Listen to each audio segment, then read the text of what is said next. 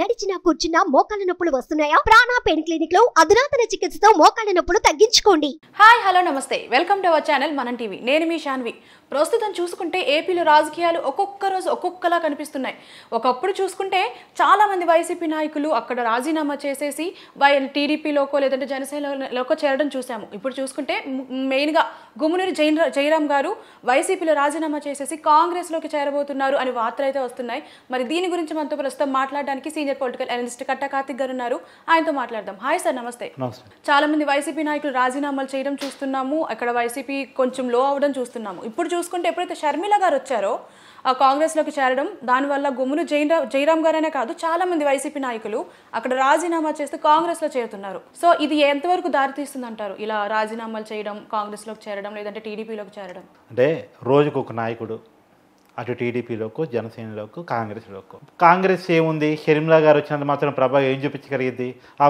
తెలంగాణలో పెట్టుకున్న YSRTP fail కదా, ఏపీలో కాంగ్రెస్ ఏమీ లేదు కదా అనుకున్నారు. కానీ ఇప్పటికే ముగ్గురు ఎమ్మెల్యేలు చేరటానికి సిద్ధమైపోయారు. ఇప్పుడు ఆల రామకృష్ణారెడ్డి గారు చేరిపోయారు, నిన్న మంగళగిరి ఎమ్మెల్యే షర్మిలతో కాంగ్రెస్ పార్టీలో చేరిపోయారు. కాపు రామచంద్రారెడ్డి గారు రాయదుర్గం ఎమ్మెల్యే అనంతపురం జిల్లా ఆయన చేరిపోతున్నారు. సో ఎలిజా ఆయన చింతలపూడి ఎమ్మెల్యే వెస్ట్ గోదావరి ఆయన చేరిపోతున్నారు. తర్వాత ఇప్పుడు గుమ్మనూరు జయరాం ఈ రాష్ట్ర క్యాబినెట్ మంత్రి, వాస్తవంగా జగన్ గారి క్యాబినెట్లో మంత్రి, ఆయన కాంగ్రెస్ పార్టీలో చేరబోతున్నారు. ఇప్పటికే బాలశౌరి గారు వైసీపీ ఎంపీ జనసేనలో చేరిపోయారు. తర్వాత వైసీపీతో లాయల్గా కొన్నాళ్ళుగా రిలేషన్ మెయింటైన్ చేస్తూ వస్తున్న ముద్రగడ పద్మనాభం జనసేనలో చేరబోతున్నారు. పార్థసారథి వైసీపీ ఎమ్మెల్యే టీడీపీలో చేరిపోయారు. సో ఇలా రోజుకు ఒక నాయకుడు వేరు వేరు రాజకీయ పార్టీలను వెతుక్కుంటున్నాడు తమ రాజకీయ పొలిటికల్ కెరీర్ కోసం రకంగా చెప్పాలంటే.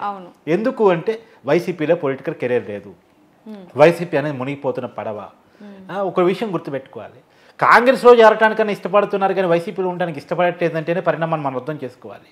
ఒకటేంటంటే రాజకీయంగా గౌరవం లేకపోవడం దీనికి కారణం. ఇప్పుడు గుమ్మనూరు జయరాం పరిస్థితి చూద్దాం. గుమ్మనూరు జయరాం రాష్ట్ర మంత్రిగా ఉన్నారు.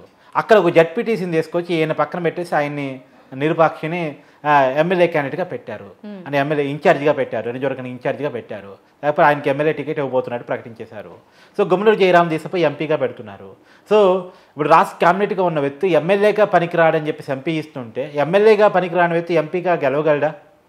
అంటే ఎమ్మెల్యేగా నువ్వు పనికిరావు, నీ మీద వ్యతిరేకత ఉంది, నిజవర్గంలో మళ్ళా టికెట్ అక్కడ నీకు ఇస్తే నువ్వు ఓడిపోతావు అని చెప్పడం అంటేనే అతను పొలిటికల్ కెరీర్ మీద మచ్చేయటం కదా. అంటే కనీసం గౌరవం లేని పనితనం కదా, పరిస్థితి కదా. అంటే గౌరవాన్ని కోరుకుంటున్నారు నాయకులు. ఒకటి, వాళ్ళు చాలా సీనియర్స్. జగన్ గారు ఇలా అధికారంలోకి వచ్చారంటే చాలామంది, గతంలో కూడా మీకు చెప్పాను, చాలా వీడియోస్లో కూడా చెప్పాను, ఇలా టీడీపీలో చేరినటువంటి మేకపాటి చంద్రశేఖర్ రెడ్డి, కోటంరెడ్డి, శ్రీధర్ రెడ్డి, ఎవరు ఇదంతా, ఆనం రామనారాయణ రెడ్డి, కరడు కట్టినటువంటి కాంగ్రెస్ వాదులు, రాజశేఖర రెడ్డి గారి కుటుంబానికి అండగా ఉన్నటువంటి వాళ్ళు, రాజశేఖర రెడ్డి గారితో క్యారీ అయినటువంటి వ్యక్తులు. జగన్ గారి పార్టీ పెట్టినప్పుడు మొట్టమొదటి రాజీనామా చేసింది మేకపాటి చంద్రశేఖర్ రెడ్డి. జగన్ గారికి ఎప్పుడు అండగా వస్తున్నటువంటి కోతరెడ్డి శ్రీధర్రెడ్డి, ఆయన ఎప్పుడు కళ్ళగులు అనుకుని ఉండడు నేను వైసీపీ అంటే జగన్ గారిని రాజశేఖర రెడ్డి గారి కుటుంబాన్ని వదిలేసి వెళ్ళిపోతామని చెప్పేసి.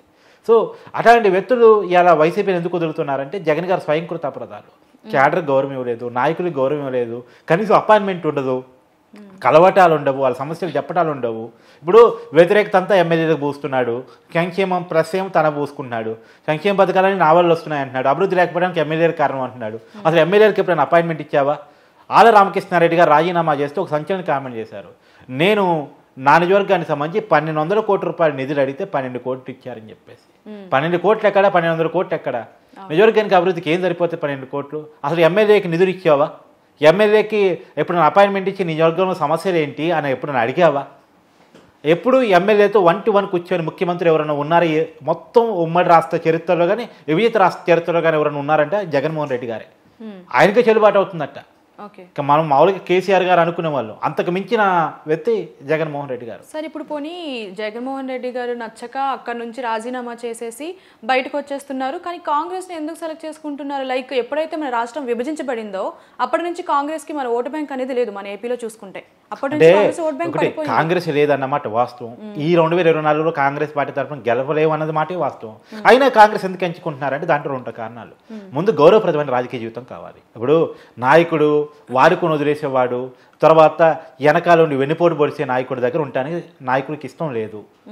ఉండేది ఉన్న నాయకులు కూడా చాలా, ఇప్పుడు వైసీపీలో ఉన్న నాయకులు కూడా చాలా మందికి వైసీపీలో ఉండడం ఇష్టం లేదు. కాకపోతే అధికారం ఉంది కదా, తప్పదు కదా, తమ అవసరాలు ఉన్నాయి కదా, తమ పెట్టిన ఖర్చు ఉంది కదా, రేపు రాజకీయ పదవులు లేకుండా పోతాయేమో అని ఉన్నారు.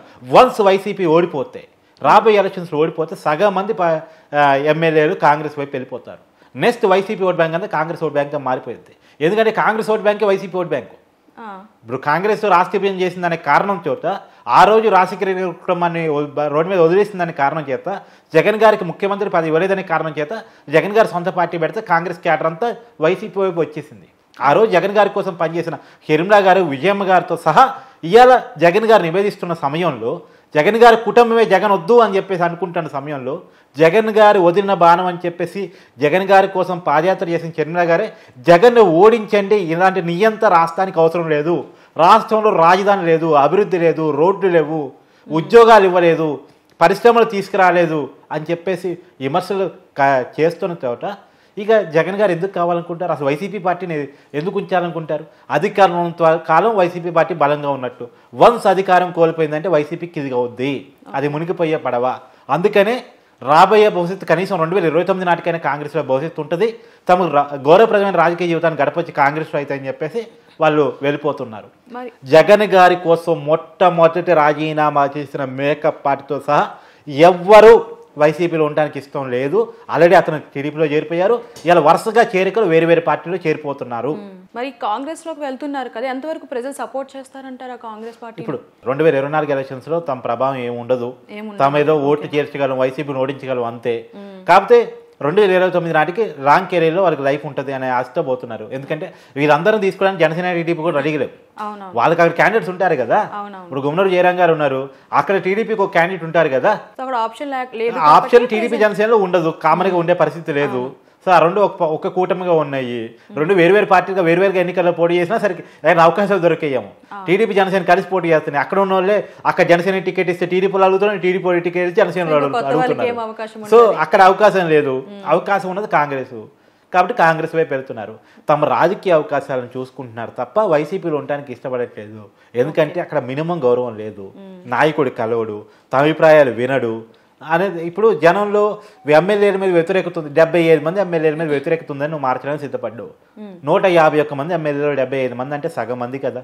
సగం మంది ఎమ్మెల్యేల మీద వ్యతిరేకత ఉందంటే నీ 5 సంవత్సరాల పరిపాలన ఎట్ట దాగినట్టు? ఎమ్మెల్యేల వ్యతిరేకత అంటే ప్రభుత్వం మీద వ్యతిరేకతే కదా, నీ ప్రభుత్వంలో భాగం కదా.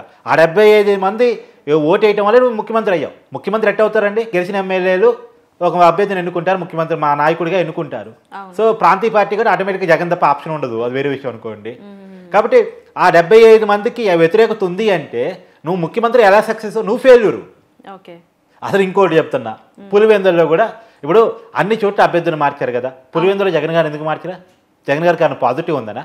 మరి జగన్ గారికి పాజిటివ్ ఉంటే పట్టభద్రుల ఎమ్మెల్సీ ఎన్నికల్లో పులివెందులలో టీడీపీ కట్ట ఎక్కువ వచ్చే వైసీపీని కాదని అంటే పులివెందులో జగన్కి వ్యతిరేకత ఉన్నట్టే కదా.